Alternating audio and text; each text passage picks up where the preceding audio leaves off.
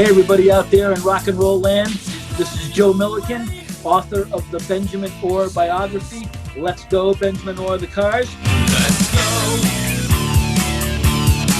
And you're listening to Joe K on Play That Rock and Roll. Awesome podcast, check it out. Let's go!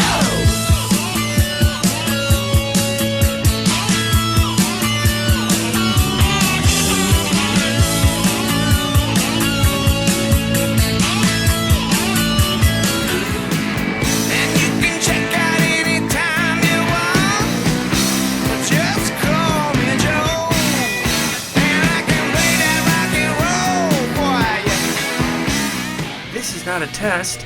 This is Play That Rock and Roll Podcast Edition. I'm your host, Joseph K, and like the song at the start says, just call me Joe. Welcome to our first interview of 2021. My guest today is author Joe Milliken, who recently published a book called Let's Go, Benjamin Orr and The Cars. Obviously, this is a biography of Ben Orr from The Cars.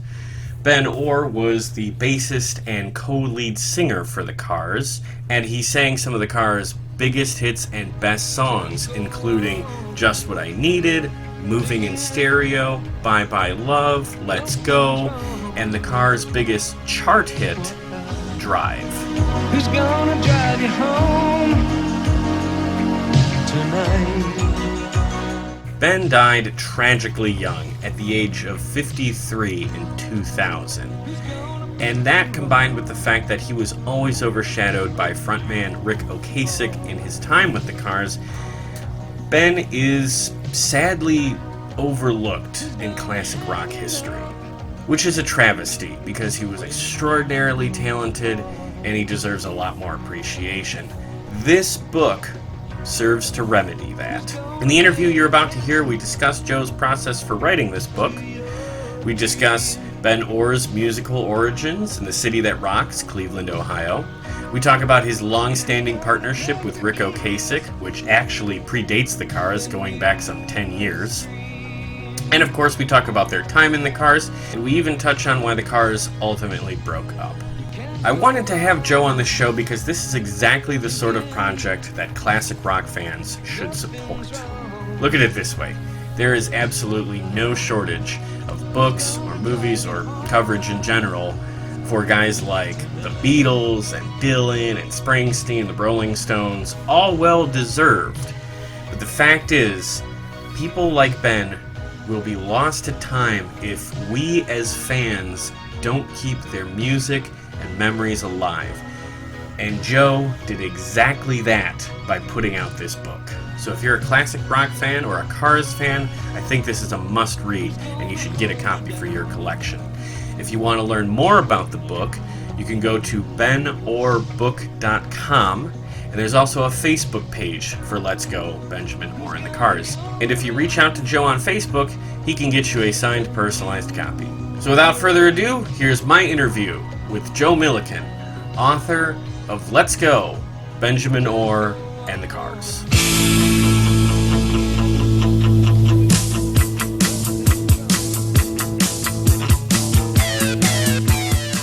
It literally took me a decade to put this book together. When I started the book, Ben had already passed away. He had been gone for, 7 or 8 years. So obviously I wasn't able to interview the man himself. But if you can't do that, what's the next best thing? You interview as many people who knew him as you can. So that's what I did. I interviewed over 120 people for this book. And so that was, along with it just being in my spare time, that was one of the main reasons why it took me so long. And, some people have asked me, well, why Ben Orr? Why wouldn't you write a book about, The Cars as a band? Or if you were going to pick an individual, why not pick Rick? Because he was, the front man, the main songwriter, the only songwriter. He wrote all of their lyrics. Oh. He wrote every one of their songs. The other guys in the band contribute music. When they'd go into the studio, they would all contribute their ideas. And sort of add to the pot, if you will. But Rick was the main songwriter. He wrote all the lyrics. So I've been asked those questions, why wouldn't you write about the band as a whole, or why wouldn't you write about Rick if you were going to pick an individual? And the reason I chose Ben was it actually happened, believe it or not, out of the blue. So this is going back a ways. If you can remember the original social media MySpace. Yes. I had a MySpace page for my music and my writing, and I had only been a published writer for a few years at that point. But I had a MySpace page, and on my MySpace page, I listed that I was from Boston, which is where the Cars got their start, of course. And I listed some of my music influences. So I listed one of the Cars as one of my favorite bands. And one day out of the blue, I got a message from a Cars/Ben fan, and she said, and she saw that I wrote that I was a writer, a freelance writer, and a music journalist. And this woman sent me a message out of the blue and said, I think you should write a book about Ben Orr. And I asked the same question to her. I was like, well, why would I write about Ben? I mean, at the time, I was thinking about writing a book at the time, but I was still going through ideas and trying to figure out exactly what I wanted to do. So it was kind of cool that she approached me, because all of my writing up till that point had been newspapers and magazines. I hadn't done a book, but I had been thinking about it. So I said to her, well, why wouldn't I write about the Cars or Rick? Why Ben? And all she said was, just do me a favor and investigate Ben, see what you think. So that's what I did. I started investigating Ben, and I started learning all these things about him that I thought was really cool. First of all, that he was from Cleveland, which is the home of the Rock and Roll Hall of Fame. So, I mean, that's a good start right there, right? So I thought that was very cool. And then I learned that he was a musician from a very young age. And I learned that he actually quit school as a sophomore in high school to pursue a professional career as a musician. And then he ends up being what he was, a famous musician in the Cars, and ends up in the Rock and Roll Hall of Fame.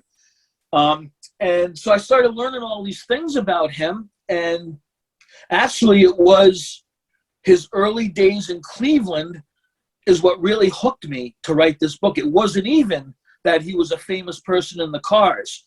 When I learned all these things about him as a young guy, and, he, one of his first bands when he was 17 years old, the Grasshoppers, they were on a music television show in Cleveland called Upbeat.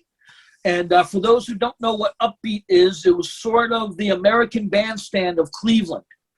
It was a nationally syndicated show, but what they do is they would bring in all these national artists of the day, whoever had hit songs at the time, and they would sing their songs on the air, just like on the show, just like they did on American Bandstand. But what made Upbeat a little different was they would bring in bands from Cleveland, local bands, to be house bands on the show. So when they would segue in and out of commercials and things like that, they would have a house band playing music. So what they did was they would go into the city of Cleveland and find local bands that they liked and that were hot at the time, and they would invite them in to be house bands on this TV show.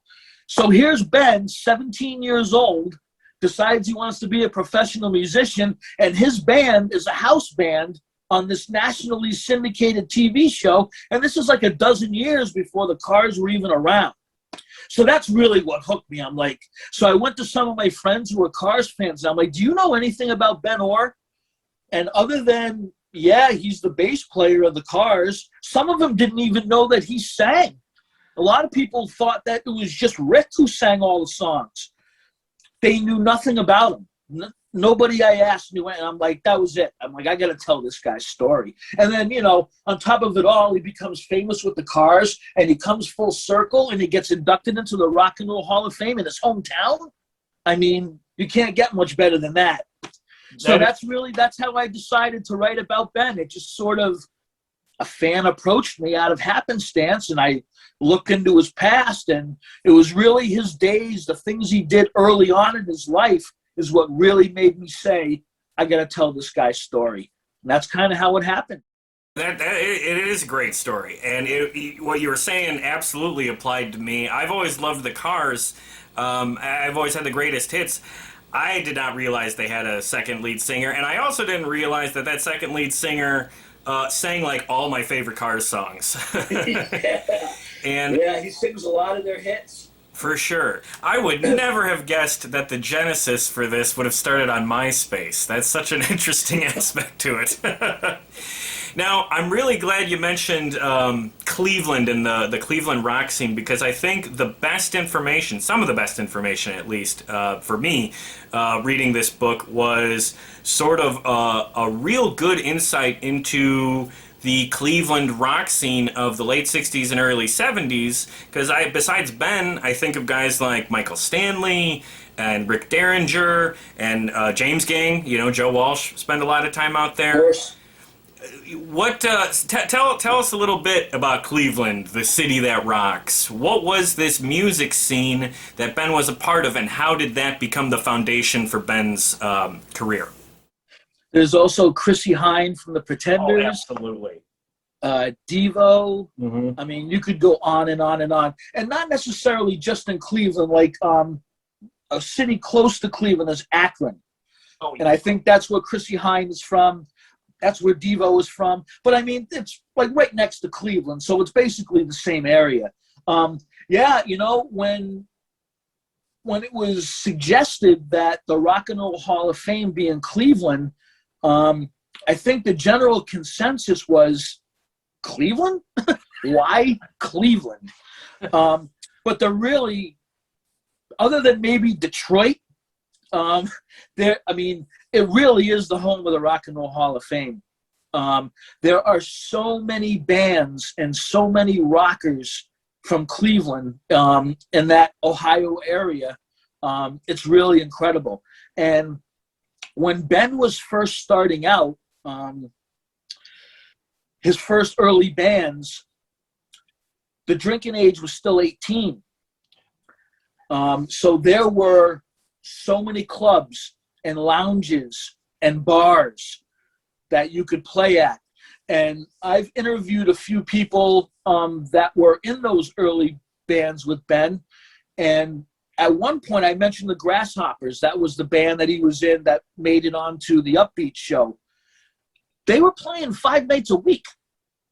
They were a local band. It wasn't like they were, had an album out and they were some national band touring around. They were a bar band in Cleveland, and they were playing out like every night of the week. So the scene, so much different than things are right now, of course. But back then, there were just so many venues and so many places to play and so many great bands in that area that Cleveland was just a natural. And who's that? I can't think of his name now. The DJ who coined the phrase rock and roll. Alan Freed? Alan Freed. Okay. Cleveland. Yeah, yeah. He's a Cleveland guy. Oh, there you go, yeah. So the guy who coined rock and roll is a Cleveland guy. So it's just amazing. That area is just amazing. And to me, it's like a perfect setting for where the Rock and Roll Hall of Fame is. And I suggest anybody who can get to Cleveland who needs to see the Rock and Roll Hall of Fame, they're going to love it there. It's a great place. It really is. Okay, so moving on, I think you can't talk about Ben without acknowledging his partnership with Ric Ocasek. And what I learned and found to be very interesting in your book was the fact that Ben and Rick worked together and had that songwriting musical partnership for years before the Cars got started, going back to like the was it the late 60s, early 70s, and yeah. They had sort of up and down middling success. It never really took off nationally. Can you tell us a little bit about that partnership they had before the Cars? I tell you, they toiled in poverty for a long time before. Success did not come easily for them. And that's a credit to them that they stayed together for as long as they did and saw it through. Although Rick is not originally from the Cleveland area, he's originally from Baltimore. When he was young, his family moved to the Cleveland area, I think Columbus, Ohio.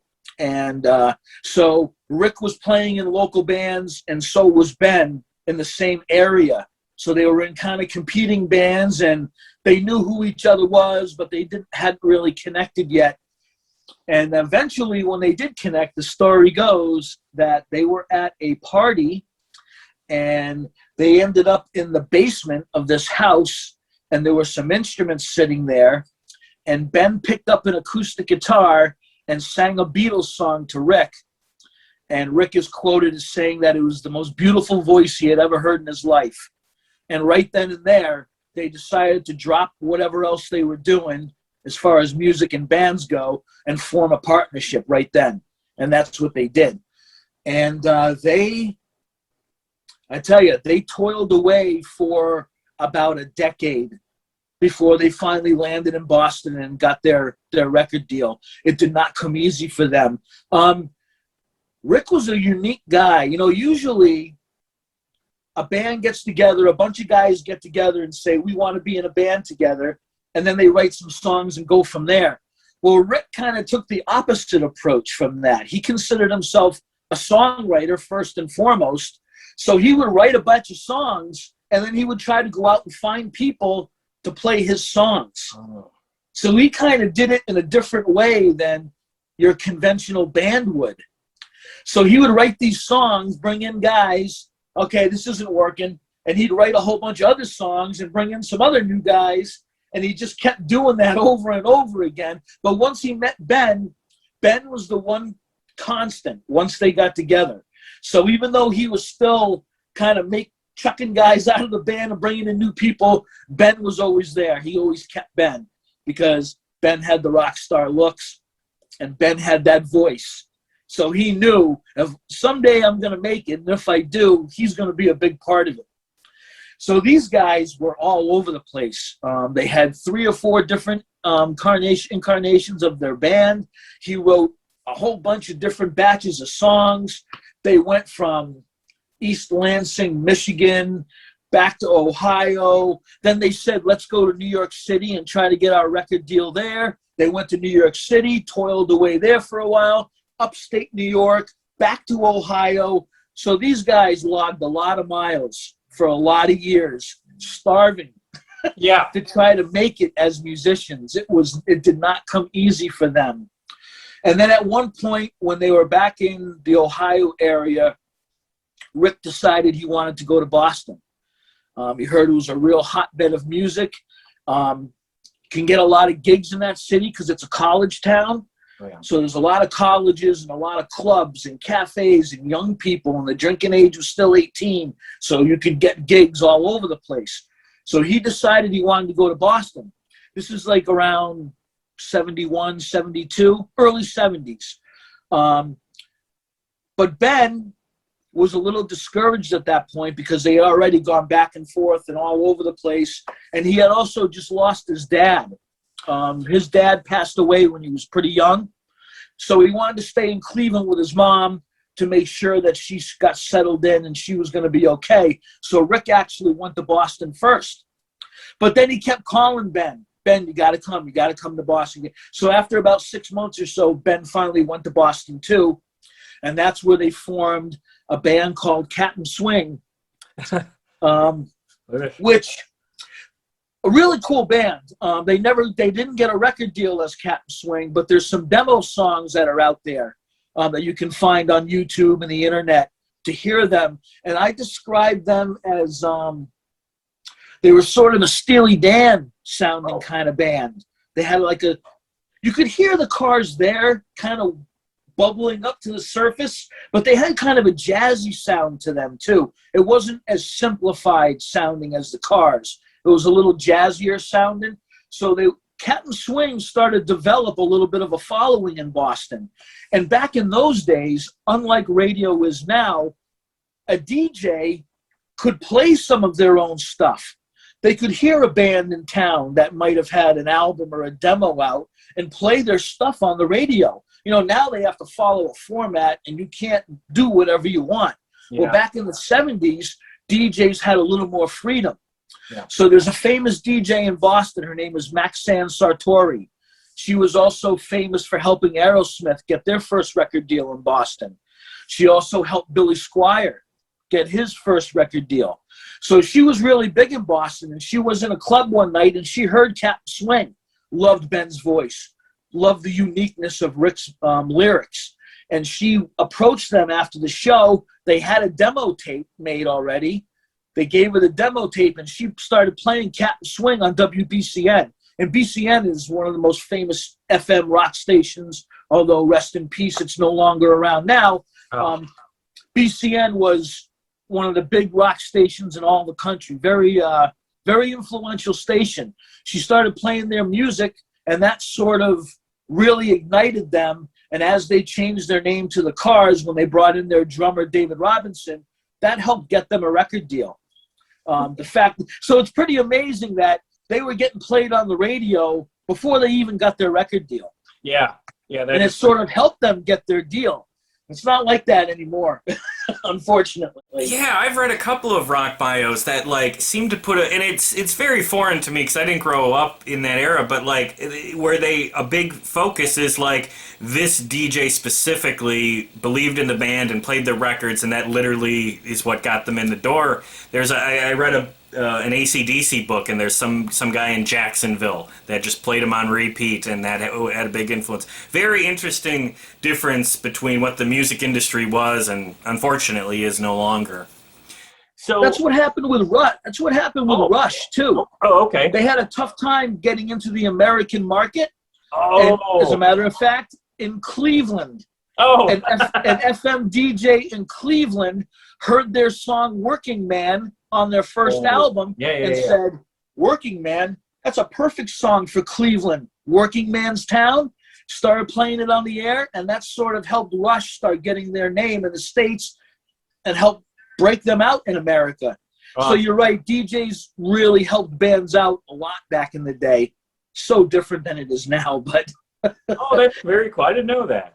Yeah? Okay. So you mentioned this, I was going to set up for my next question here. So, and you talk about this in the book, the appeal, I think, for Rick to Ben is obvious. Like you said, he had a great voice, multi-instrumentalist, and of course, unlike Rick, Ben had that rock star look. What was it about Rick that attracted him to that partnership that lasted for so long? I feel that Rick didn't think he was going to succeed without Ben. Did Ben feel the same way about Rick? What made him stick around so long? What was really big for Ben, as far as what Rick had to offer, if you will, was that it was really, like I mentioned before, that he was a lyricist and the main songwriter. Because he wrote all the songs.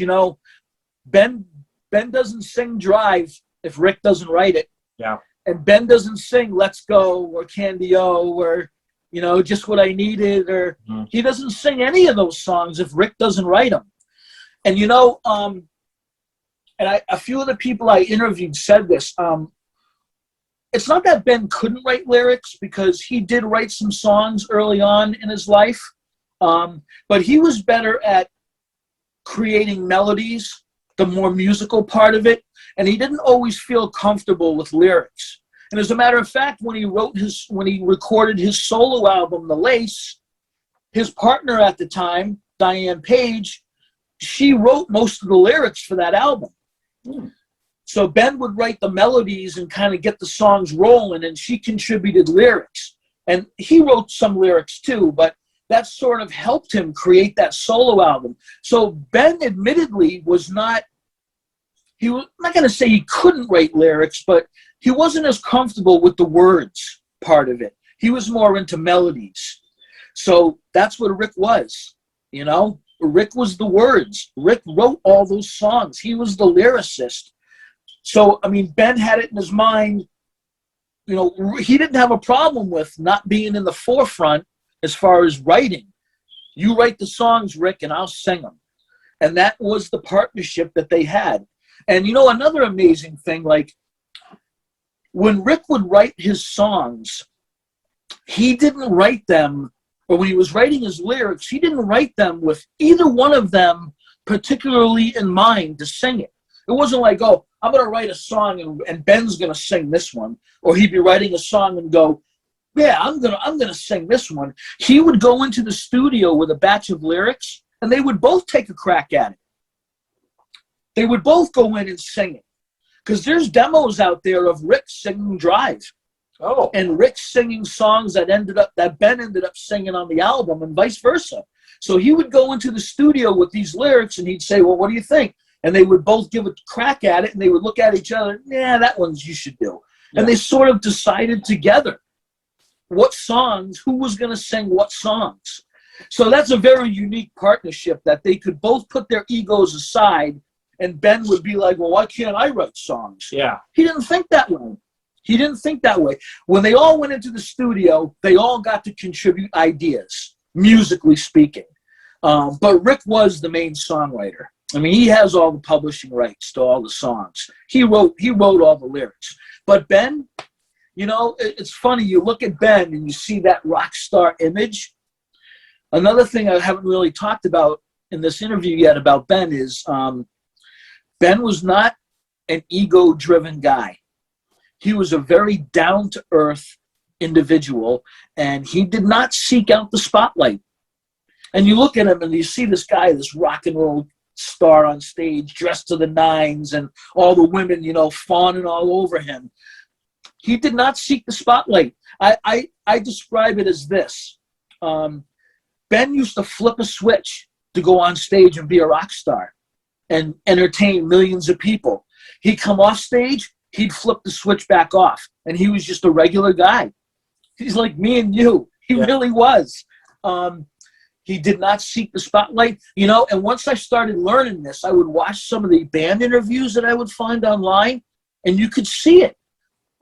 He didn't really go out of his way to answer questions. Like, I mean, if someone interviewing the band asked him a specific question, of course he'd answer it. But he was always kind of in the background and kind of quiet and didn't really put a lot of himself out there. He was really a private guy, off stage and out of the spotlight. It's really funny.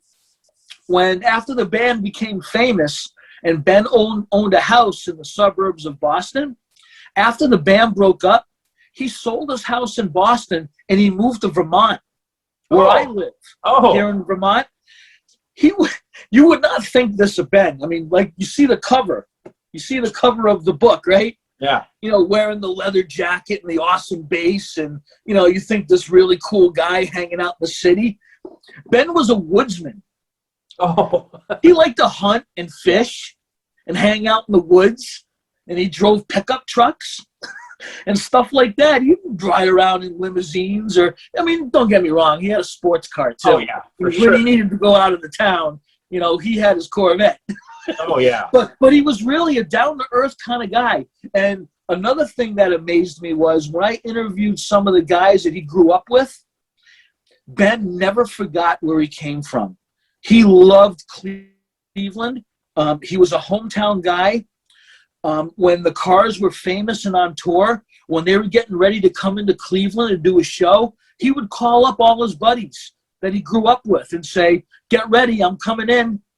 And he'd get his buddies tickets to the show, backstage passes, T-shirts, and tour books. He'd send limousines to their houses to pick them up. Wouldn't let him spend a dime.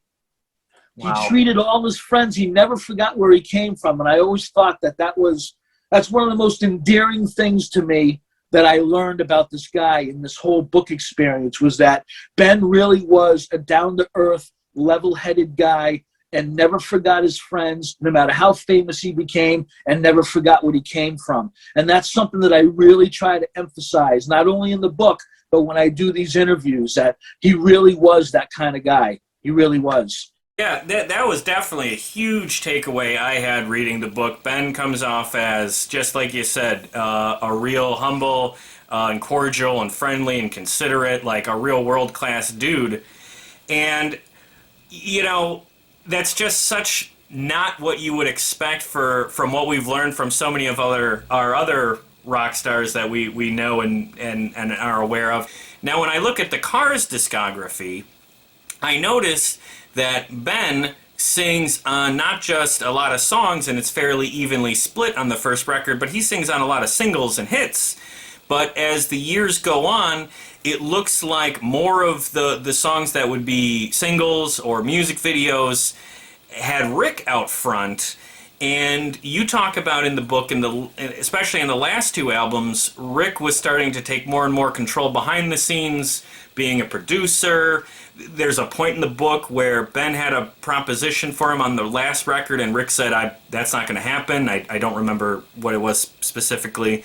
But as the decade wore on, Rick seemed to be sort of, putting himself more out front in the spotlight. And I just wonder, was Ben generally okay with that because he was such a go-along to get along sort of guy? Or was Rick taking advantage of the fact that Ben wasn't one to stir up trouble? Yeah, that's good. It's a good question. I think I am going to contradict myself a little bit because I just talked about how they had this partnership and there were no egos involved, and and it was understood that they would go into the studio together and they would decide together who would sing what. You are right, though. Towards the end, it did become more of a dictatorship. Rick did take more of a lead. And, I don't know if you noticed this or not, but I don't get into the band breakup a lot in the book. I didn't want to because, there's the saying goes, there's two sides to every story. But in a case like this, there's probably 100 sides. You know what I mean? And if I'm not there and if I'm not getting everybody's point of view, Right. I just didn't want, and plus if a band breaks up, obviously things aren't going good. There's negativity there. And I didn't want to delve too much into a negative thing. I wanted the book to be positive. So I do talk a little bit about the breakup. I mean, it's part of their history, so I couldn't avoid it altogether, of course. But I don't talk a lot about the breakup. And, like I just said, if a band breaks up, it's not because things are going better. It's because things are going worse. Yeah. That's just the way it is. But yes, towards the end, there was a little bit more of a dictatorship, for lack of a better way of putting it. And Rick was taking more and more control over what they were doing in the studio. That last album, Door to Door, was produced by Rick. That was actually the first album that he produced. They always had an outside producer come in to help and, with new ideas and stuff. That last album they did, Rick produced it. They didn't have any outside source to come in with different ideas and to kind of help guide them. So that definitely did happen at the end. And, if I had to pick one more thing as far as, what might have drove the breakup. So I mentioned before that Rick wrote all the songs, so he had all the publishing rights. Yeah. So when you have the publishing rights of songs, you're making more money than the guys who don't write the songs. So he already was making more than the other guys, right? So if you're not writing the songs and you're in a band, how are you going to make your money? Going on tour. You go on tour, you sell shirts, you sell more albums, you sell tickets. That's how you generate more revenue. Well, towards the end of the band, Rick didn't even really want to go on tour anymore. He kind of had it. And not that I blame him. I mean, them guys, I told you about how those guys toiled away for a decade, starving to death before they even got a record deal. So they've been on the road for 25 years or however long it had been. And he was getting tired of it, So he didn't really want to go on the road. And that door-to-door tour was a very short tour. They cut their touring schedule in half. So the other guys in the band were like, okay, so you're making all these records now, and it's you have more control. You're making more money because of the song publishing, and now you're telling us you're not going to tour on top of it, and that's how we make our money. So that kind of played a part in it as well. So, I try to be vague about it because I don't know all the details. I don't want to speak when it's just sort of my opinion, but I think those are some of the things that were going on that sort of contributed to. And when you mentioned you couldn't remember the detail about Ben wanting to participate more, after his solo album had come out, and him and Diane Page actually had a couple of songs that, cracked the top 40, and that album did pretty well, he had suggested allowing Ben and Diane to contribute a song or two or whatever to the Cars album. And Rick wouldn't have any of that. Right. Yeah. That's not going to happen. Yeah. I'm the leader of this band, and I write the songs, I guess. Right. Yeah. So it was a whole bunch of those things kind of coming together. And Ben, to be honest with you, Ben sort of didn't necessarily like being on the road either. He wasn't a big fan of flying in planes. And the last tour, he actually rented a bus. Oh, yeah. And was kind of driving around to the different venues as opposed to flying. So I think it was a mix of a bunch of different things that sort of all came to a head at the end of the band. Yeah, for sure. Yeah, definitely. I definitely picked up on the theme of like Burnout and Exhaustion, and it's interesting that when they had that comeback album about 10 years ago, that was another tour that was like ridiculously short. I remember when they announced they were going to go on tour, I was like, oh great, finally they're going to come back and start doing like the county fair circuit and casinos and mid-level venues, and then that just nothing happened after it, and I never got a chance to see the Cars, which still bums me out. But since you mentioned it, I want to pivot to Ben's solo album, 1986's The Lace. I was jamming to the single from that album, Stay the Night, last night. That is a great song. That, I think, stacks up better than a lot of Cars songs. Stay the night, let it all love show. Don't say you don't know. Stay the night. You lead out follow. But it doesn't seem to be one of those timeless hits that gets still played today. And I don't know if you can speak to it a little bit. But what do you think of that record? And how come Ben didn't explore solo work a little more often? I think one of the reasons why that he didn't go beyond The Lace with his solo career. He hadn't even planned on doing a solo album. There was a break in the band where they were taking some time off in between albums, and Elektra Records, the Cars label, actually approached him and said, do you want to do a solo album? And he wasn't even thinking about that. It wasn't even his idea. And but, he said, well, I might as well take advantage of it. They want me to give it a shot. I will. And then he turned around and said, oh, I've got this solo deal. I've got to write songs now. So I mentioned Diane Page, who was they never got married, but they were together for about 8 years. That was one of his longest relationships with Diane. And she had a musical background. So she was a piano player and a good singer. And so she had a musical background. So they collaborated on his solo effort. And he was really proud of it. And I interviewed a couple of people who were involved in the production of that album. And a lot of the music you hear, like when Ben put that album together, he had like a little home studio in his house, and he put together a lot of demos and stuff, like actual finished songs. Of course, they needed to be worked on and brought to life more in a main studio, of course.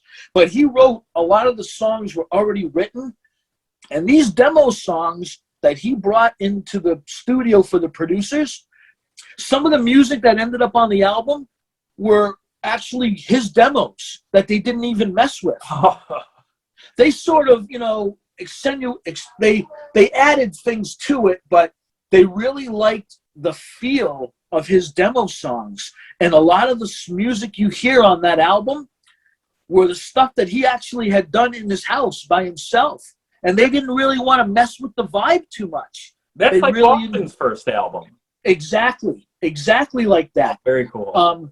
So he was really proud of that album. And I interviewed Diane Page for the book. She was super nice to me. And she told me a little story about how they were doing a little bit of a promotional. He didn't do any solo shows, but they did like a little promotional tour where they went to some cities and went to some radio stations and did some interviews and stuff. And she told me they were in the back seat of, can't remember if it was a car or a limo, but they were in the back seat. And like the first time they heard Stay the Night come on the radio, they were like yelling like they were 15-year-olds going, there's our song, there's our song. And Ben was already a huge rock star, right? So you think he'd be like used to it.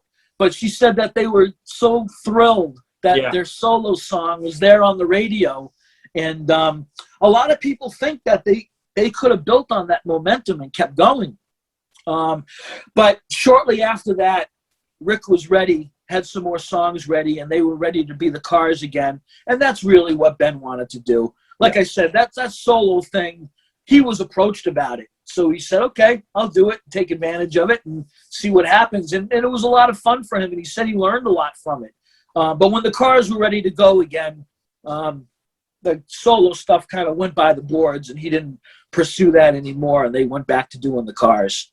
Yeah, you're right, though. I think it doesn't get as much recognition as it does deserve. There was another song on there, Too Hot to Stop, which actually the video got some play on MTV, and I think it might have hit the top 40. You gotta open up your eyes and some kind of hearing sorry. It's about time, 'cause we're part of the luck surprise. Too hot to stop. But there were a couple of songs on that record that got some good radio play, so I thought it was a good effort. It really was. For a debut solo album, I thought it was really good, and my only guess of why it doesn't stand the test of time a little better than I think it should is just because it came out in 1986, and the 80s had a glut of great music, so had really stiff competition. That's the only theory I can come up with. Yeah, and like I said, if you don't continue beyond it and try to build on it more, that probably lends to it sort of fading away a little bit because he didn't try to build upon it. I mean, maybe if he had done a second solo album with Diane, maybe they could have built on that some more, and it would have made the Lace have a little bit more shelf life. Yeah, absolutely. I think that's probably right. So, circling back, so the Cars ended pretty abruptly after the Door to Door album, and unfortunately, they never reunited for a tour or an album with Ben while he was still alive. I get the vibe that, and maybe I'm wrong about this comparison, but I feel that there's sort of a David Byrne aspect to Rick, that once he was done with the Cars, he seemed to be totally done with them, and I found it a little bizarre that, when they did get back together, when it was announced that Ben was sick, Rick calls Ben his best friend, but you mentioned a couple pages earlier that they hadn't spoken in 10 years or something like that. Yeah. It seems like a very complicated friendship. In those last years of his life, were there ever talks of putting the Cars back together before Ben got sick, or was Rick just absolute against it, or was Ben, was interest on his level fairly low? I did learn a couple things that were sort of off the record about that. Like, I did when I did these interviews, and of course, when you write a book and you interview people, you have to send them a release form. Oh, and sure. They have to sign off on it. How can I say this? There was very briefly a little talk about the band possibly getting together again after Door to Door. but it didn't last long. And let's just say that Ben at that point was sort of feeling like he had taken a back seat for a long time. Oh. And he sort of felt like he wanted to have a more prominent role. Yeah. And he sort of expressed that a little bit. And I'm not going to come out and say that he had demands, but Oh, sure. Yeah. he wanted things. If I'm going to come back, I want things to be a little different. Yeah. And it just didn't materialize. Mm. You know, I wish I could say more, but that kind of gives you a little bit of an idea. Yeah, we don't have to dive too deep into that, but it just it doesn't surprise me at all, and it's probably also not unrealistic because I think that's the whole takeaway from your book is that, like, this guy should have been more out front. He should have been more of a household name. The talent was just undeniable, and his songs, are early on, are all radio hits. And how about being a little more out front in the videos? Oh yeah, absolutely. Because, like, I mean, why isn't Ben Orr front and center in some of those videos? Yeah. Even Drive, which Yeah. he sang, and it was their biggest hit chart-wise. Yeah. Half of the video was Rick and Paulina.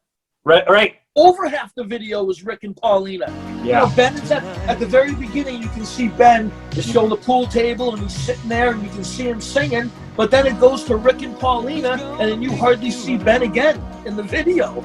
Yeah, and you know, when I think of the classic Cars music videos, the ones that just pop up I didn't grow up with MTV, but the ones that pop up in my memory from seeing again and again on commercials or YouTube or whatever, the two are You Might Think and Magic, and those are both Rick songs. But Drive was one of their biggest hits ever, one of the best songs I've ever heard.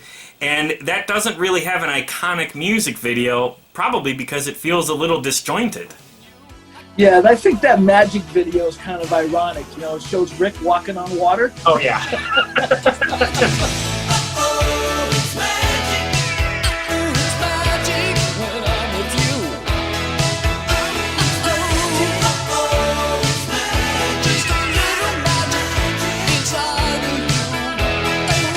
Yeah, that kind of tells you a little something right there.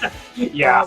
Yeah. One more thing I can add about when you were talking about if there was talk about them coming back, because I know I was a little mysterious there. Yeah. And I couldn't get into a lot of details, but I can say this because it is known that the label did offer the band. They said, go, if you don't want to do an album yet and you don't have songs done, let's do a tour. So they were offered, I don't know what they were offered monetarily, but they were offered, why don't you guys go on tour, get some interest going again, and then if you want to pursue a record from there, go ahead and do it. So the label actually approached them about some sort of comeback / reunion, whatever you want to call it, and kind of left it up to them. Why don't you go on tour, see how the ticket sales are, get some energy going and get some interest going and see where it goes from there. And that didn't even materialize. I also think at that point, Rick was, and of course this is after many years of touring and starving and all the stuff that they went through. He was also doing his solo albums. He was a producer himself.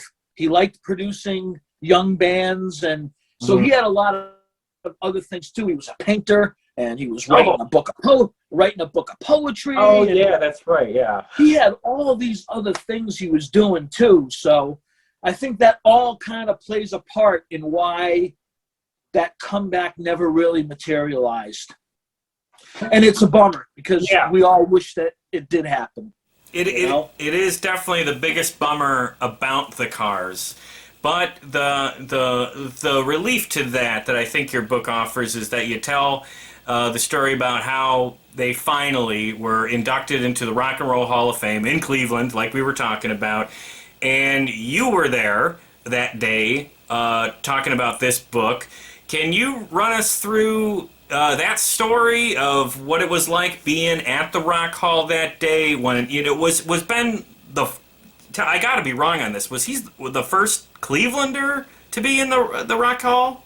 You're close. And you know Okay. what? When I first started doing my interviews a couple of years back for this book, I mistakenly was saying that he was the first native Clevelander Oh, okay. to be inducted into the Rock Hall. But I learned as things went along that he was actually the second. The other gentleman is a gentleman named Bobby Womack. Oh, okay. That's crazy He's that he would be the second still, though. Yeah. Yeah. And, Well, and we had talked about a couple other people, like, the Pretenders are in the Rock Hall. Chrissy's not a Clevelander. She's from Akron. And, Joe Walsh, who's from right. Ohio. Of course. Yeah. Joe Walsh is in with the Eagles, Mhm. but he's an Ohio guy, but not right from Cleveland. Mhm. So Ben is the second native Clevelander to be inducted into the Rock and Roll Hall of Fame. Yeah, I got to tell you, that weekend was pretty special. And like I had told you in our little meeting off the air before we got on here, when the Rock and Roll Hall of Fame induction happened, I had a book deal, but the book wasn't physically out yet. But I was allowed to go to Cleveland and participate in a media day the day before the Rock Hall ceremony. So I was able to go and spend a day at the Rock Hall, and I talked to some different radio stations. I got to do an interview with Eddie Trunk on his Sirius XM volume radio show, which is nationally syndicated. I remember sitting there going, am I really doing this? It was really a big deal. My PR coordinator, Donna Neal, was with me for that, and she helped me set up a bunch of the interviews, and she actually was the one who got a couple of tickets for the induction ceremony. So I did the media day and got to promote my book before it was even out there. So that was really cool. And then the next day, going to the ceremony, and it was pretty emotional for me, because even though I never got to meet Ben, I talked to so many people who were close to him, and the guy was just a part of my life for a decade. I feel like I do know him. As strange as that sounds, I feel like I do know him, even though I never physically met him. And you could just feel it in that room. I know I don't want to make it sound creepy or anything, but it felt like he was there. It really did feel like he was somehow there. It's really cool to mention that Ben had one son. His name is also Benjamin. He's not a junior, but his name is Ben. And his son was there and got to sit at the table with the other guys in the band. He elected not to go up on stage when they did their speeches and stuff. He's a pretty reserved and shy guy himself. He's in his mid-20s now. Mhm. But his son was there representing him, so I thought that was really cool. But so many people approached me over those 2-day spans when they learned who I was. I had a lot of people come up to me, just music fans, saying, thanking me that I wrote this book. And I didn't even have one in my hands yet to give to them. I had some informational sheets, and I had my website going, so here's where you can get it, kind of a thing. But I was treated really well when I went there, and that whole thing was the Moody Blues got inducted that night. Oh, and I love the Moody Blues. Oh, yeah. And Dire Straits got inducted that night. That was the only part that hurt me, though, because I don't know if you know the story, but without getting into details about the whole thing, Mark Knopfler was not happy with the way he was treated when the whole thing was going to happen, so he didn't go. So Dire Straits did not perform. Oh yeah. He's one. There every couple years it seems somebody makes some big stink about the Rock Hall, and usually rightfully so, because there's some iffy stuff with the artists. I remember Steve Miller raised all sorts of hell when he was inducted, but he did perform. But he was pissed. Well, the surviving members of the band did go. Actually, his brother, who was originally in Dire Straits too, David Knopfler, Oh yeah. he didn't go. He's like, well, my brother, who's the real famous one, is not going. I don't know. I probably shouldn't. So the Knopfler brothers didn't go. The other guys in the band said, well, the hell with you. I don't care if we perform or not. I'm going. I'm getting inducted into the Rock and Roll Hall of Fame. I'm going to get on that stage and be able to thank people I want to thank, you know. So those guys were there, and they gave a little speech. So that was the only kind of bummer part of it, because I saw Dire Straits a couple of times in their heyday, and they're one of my favorite bands. So I was a little bummed that they didn't get to perform, but it was a great night, though. It really was a great night. It sounds like an amazing night. I mean, but Dire Straits band, you sure can pick them with the lead singers that want nothing to do with their old bands, because that's another one where the Dire Straits, they stopped on a dime and they never got back together. And as much as I love, and I do like some of Mark's solo work, but it hurts. Talking Heads, the Cars, and the Dire Straits just. He just will not be seen with them, and it's such a travesty because that catalog is so freaking strong. Yeah, Mark Knopfler, it's like, okay, I can appreciate your Notting Hillbillies stuff, but come on. The Notting Hillbillies are not Dire Straits, Right. I'm sorry. Yeah, exactly. And, not to put Rick down, God rest his soul. Absolutely. I do like some of his solo stuff, but come on. Does any of it match the Cars? No, yeah. In my humble opinion, that, come on, Rick. Yeah, I agree. And I love, as much as I love Ben's songs, I will take absolutely nothing away from Ric Cars' songs because, they are one of my favorite bands, especially from the 80s. Heartbeat City is such a great record. Candio, great record. So, yeah, absolutely. Okay, well... one as we're getting close to the end here, so I wanted to, now that you've had the book out for a couple of years now, and I know you're obviously very proud of it, are you at the point where you're starting to look to the future for other writing projects? Do you have anything in motion? Is there, what comes next for you? Well, you'll find this interesting, I think. I hope. So in a couple of my interviews, I had mentioned that I had some interview quotes and some anecdotes and some little stories and stuff that ended up not being in the book because of space.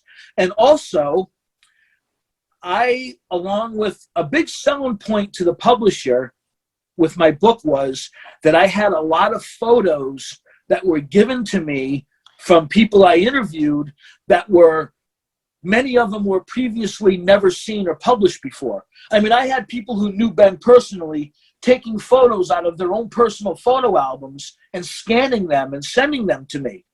So it wasn't just a book full of photos that, were just done by famous rock photographers that were in magazines and stuff. Yeah. I had a lot of photos that no one had ever seen before. And as a matter of fact, we're talking a few hundred of them. Yeah.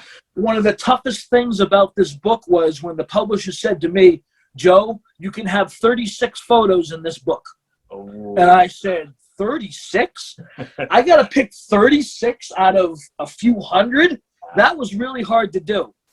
So I had a lot of not fans of me, fans of Ben and fans of the Cars who knew about my book before it came out and were sort of following my progress. And when I mentioned in my interviews that I had all these leftover photos and all these leftover interviews and stuff that weren't in the book, they started sending me messages and saying, well, what are you going to do with those? And I hadn't really even thought about them. Nothing. What can I do with them? They're sitting in my files on my computer. So they started encouraging me to put out a companion book. Oh, A companion book for Let's Go with all these extra photos and some of the stories that didn't get in the first book and these interviews. And another thing, after this book came out, I had people coming to me who knew Ben but didn't know I was doing this book, and they were saying, oh, I wish I had known you were doing this. I knew Ben.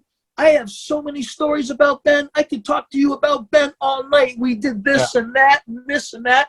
So I have all these other people that I didn't even interview for the first book.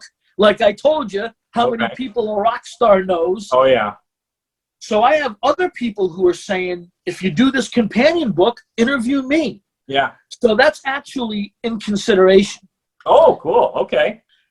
So, of course, the book would be a much different format. I've already told Ben's life story. Right. So it would just be more, I don't want to come out and say just a photo book, but it would be a lot of photos, a lot of visuals, some quotes from different people, Yeah. a couple of new interviews mixed in. So that's the kind of format that it would be in if it happens. Maybe a little closer to sort of like a coffee table book format.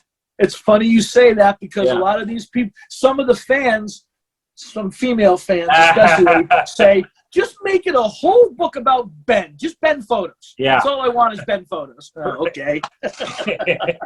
That's funny. Very cool. Well, all right, we're coming to the end here, so I got one last fun question for you here, and I'll give you mine first so you can have a second to think on it. What would you say are your, well, we'll say three, in no particular order, what are your three favorite Ben Orr songs? And I'll go first. I'll say that my three are Moving in Stereo, Bye Bye Love, and Drive, because I think Moving in Stereo really captures that eclectic, electronic Cars vibe. Bye Bye Love is just a good old-fashioned, straightforward rocker. And Drive is just one of the best songs of the 80s. And an unbelievable vocal performance. So those would be mine. Do you have three? We're close. Oh, yeah. Okay, great. We're close.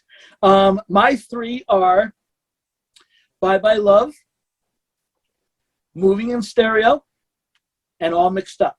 Oh, okay. Okay. The last three songs on that debut album. Yeah. Those are the last three songs on the album. And I've had the question, no one has ever asked me to pick three like you did, but people in interviews have asked me to pick one. Yeah. And I always say those three songs, but I count them as one. Because there's no break in between. It's segues, right? That whole second side of that debut Cars album, it seems like one long song to me. So that if you think about it though, Bye Bye Love, Moving in Stereo, and All Mixed Up, if you listen to that, all three of them just go together, and I feel like it's wrong if you hear one or two without all three of them at once. When you hear a Cars song on the radio, you know it's the Cars. Yeah. Nobody sounds like them. And the other amazing thing about the Cars, they're like the Beatles to me in that. I'm not going to say they're as great as the Beatles. That's silly. But they are like the Beatles to me in the fact that they were only a band for like less than 10 years. Their first album came out in 1978, and by 1988, they were done. Yeah. So it wasn't like they were around for 25 years and, made 15 albums. Right. They made, 6 albums, I think? Yeah. That's like the Beatles. Think about what the Beatles have done. They were a band for 6 years. Yeah. You know what I mean? How can you do all that in 6 years? Yeah. So I think the Cars are kind of like that. They weren't around a long time, but they made such an imprint on pop culture in such a short period of time. I think that's what makes them so amazing, that they weren't around a long time, but you think they were around for 20 years. You still hear their songs on TV commercials and stuff. They haven't been a band for 25 years. Yeah. The original band, right? Right. That's what I think makes the Cars so amazing, is that they made such an imprint on the music society in a very short period of time. Pretty amazing. Absolutely. They are undeniably one of the great bands of the 80s. And unlike the Beatles, and I think this is why your book is so good and important, is that, aside from Rick, there weren't any breakout household name stars, but this guy absolutely should have been. And I think that's why I love your book so much, is because there's no shortage of books about Springsteen and the Rolling Stones and the Beatles, and hey, that's all well-deserved. But there are so many other guys in rock and roll, other people in rock and roll that absolutely deserve their story to be told. Ben is absolutely one of those guys, and this is a fantastic project that does it. I think you did a really good job with it. I hope everybody listening goes out and gets a copy. So, what is the best way for people interested in this book? How do they get this book that best supports you? Well, people can come find me on Facebook. Yeah. I have, besides my own personal Facebook page, I have a page on Facebook dedicated to the book. Yep. So if people go on Facebook and just plug in the title, Let's Go, Ben Orr and The Cars, they can go to my Facebook page and like it, and they can send me a message there, and I can help them with a book because I always have copies. But yeah, I have personalized copies available. But it's probably the easiest way for people. I have a website for the book where you can go to the website, you can read about it a little bit more, decide if you want to get it or not, has some photos there. There's a media page on there with interviews that I've done. The interview that we have just done, we'll go there once we get a link from you. And it's really easy. It's www.benorbook.com. That's all they have to do. They can go to my website and they can order a copy there. So Perfect. That's probably the easiest way to do it. I think that's going to be it. Joe, thank you so much for your time today. I really enjoyed this book, and meeting you has been great. This has been a really fun interview, so thank you so much for coming on the show. Joe, I really appreciate you having me, and I just want to say that, when you thank me for writing this book and that you think it's a great book, which I really appreciate, I just want to say that it is an honor for me to have been able to tell Ben Orr's story. Because I think there's a lot of people out there that maybe love the Cars, but didn't really know how Ben fit into that. So to be able to tell, I consider myself a very lucky man to somehow be chosen to write this book about Ben and tell his story, because he was a real special guy, and the more people who know about him, the better off we'll be. So I really appreciate you taking the time to talk to me today. It's been a lot of fun. Absolutely, and you're 100% right, and you did a hell of a good job. So, all right, well, thank you so much for coming on. Thanks a lot, Joe. I can't wait to get the link for this interview. Will do. I'll be promoting you. All right, good deal. And that was my discussion with Joe Milliken, author of Let's Go, Ben Orr and The Cars. I need to thank Joe for being such a fun guest and for being such a great advocate for a criminally overlooked figure in classic rock history. So if I haven't been clear enough, buy this book. It is a great presentation of the story of an important figure in classic rock. If you'd like to learn more about the book, check out benorbook.com and also at Ben Orr Book on Twitter. And like I said earlier, he has a Facebook page for the book as well. And I would also recommend checking out Joe's other social media account, The Jock of Rock, which is a broader look at the genre of classic rock. Joe posts his other writings there, and he shares all kinds of great video and music. So if you're a classic rock fan, I would recommend that social media page as well, because given that Joe is a music journalist, he is a great resource for music, recommendations, and information from the genre we love. And once you find Joe on social media, please remember the big 4 things you can do to help and support this show that cost $0. 1, listen to this show. Hey, if you're hearing this, you did it already. Thank you so much. I appreciate it. If you enjoyed the show, I would ask that you, 2, recommend the show to family, friends, anyone you know who's looking for a podcast, particularly one about music. Share us on social media or Reddit posts, anywhere that podcast recommendations are being asked for. 3, find us on social media. Follow us on Twitter, like us on Facebook, and subscribe to us on YouTube. It's not just show links on those pages. I post plenty of supplemental material on a daily basis, but not so much that I'm going to overload your feed. So please seek us out on those platforms, and you're going to see some stuff that you'll enjoy. And 4, please rate and review us on Apple Podcasts or wherever you get your podcasts. Ratings and reviews are so helpful for a young, independent show such as ours. And if you can just take a moment to even just give us a rating, I promise I'll see it, and I will really appreciate your time for doing that. And that's it. I want to thank you again for tuning in. There's so much material out there. It means a lot that you chose to spend some time with me. I hope you enjoyed it. So, with that, I'm going to play us out with one of Ben's best songs. Take it away. it's an orangey sky. Oh, why is it some other guy? It's just a broken lullaby. Bye, bye, love. Bye, bye, love. Boston Podcast. Check it out. All right, man, you made my day. Thank you so much for that. You put me on the spot. I hope it came through okay.